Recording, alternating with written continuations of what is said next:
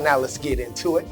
My name is Franklin Lamar Gordon, and I am a jug of clay. You heard me.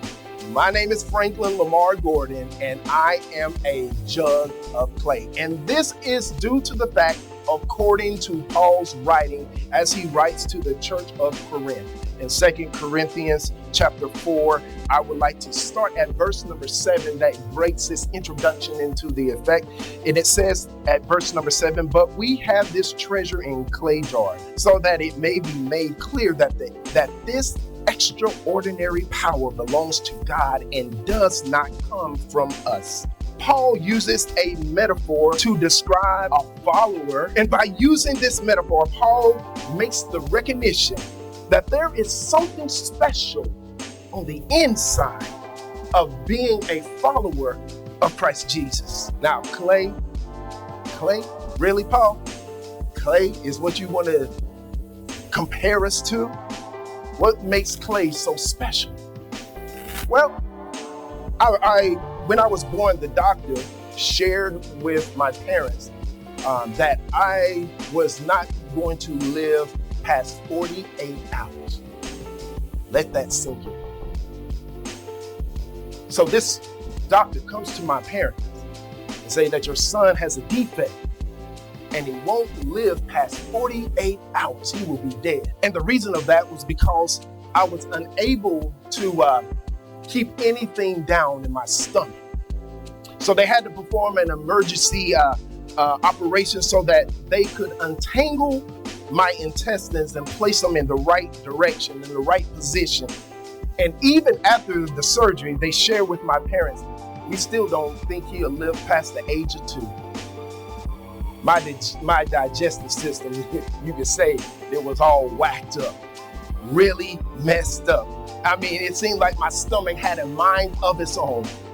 And of course, my parents, taking in all of this, took their concerns to the Lord, but still unaware of what God was doing.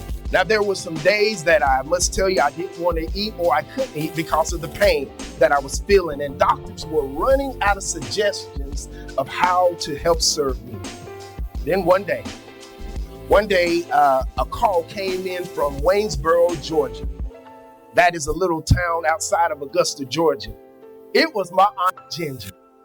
And Aunt Ginger, she shared this with my mother. She said, "Frankie," that's my mama, "Frankie, guess what we found on the farm?" Sat Ginger, found some red dirt. Mama stopped everything right there and say, "Hey boy, let's get in the car. We going to Georgia." I was like, "What? We going to Georgia?" "Yeah, we going to Georgia." Now, I didn't want to go to Georgia because Georgia was in the country. I'm a city boy. I didn't want nothing to do with the country.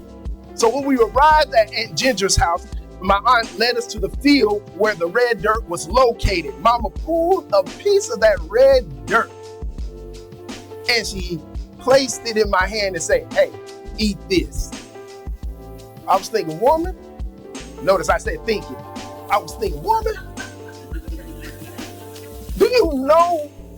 You know what my stomach is experiencing at this moment. I don't want to eat this. So I was like, nope, mama, I'm not going to eat that. I'm not going to eat that. She said, listen, I know it doesn't look good, but there is something on the inside of this dirt that I believe will help you with your stomach. After that week of eating that red dirt, we went back to the doctor and they shared with us that my stomach was showing some improvement. Guess what? Guess who kept on eating red dirt? Even though red dirt has a nasty appearance, there is something on the inside of it that this is what Paul is illustrating in this for by comparing the believers of Christ to a jar of clay. This is a treasure not only in the clay, but it's also inside of us. A treasure that possesses power that is unimaginable to this world we live in today.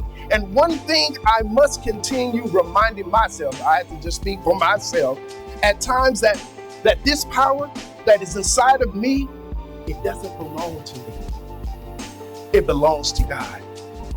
And that same power that has brought you this far, with all of the accomplishments that you have experienced in your life, it's not predicated by what you have done, but it's designed based off of the fact that God has granted us that power. So a good question is, why does God grant us this type of power? I'm glad you asked.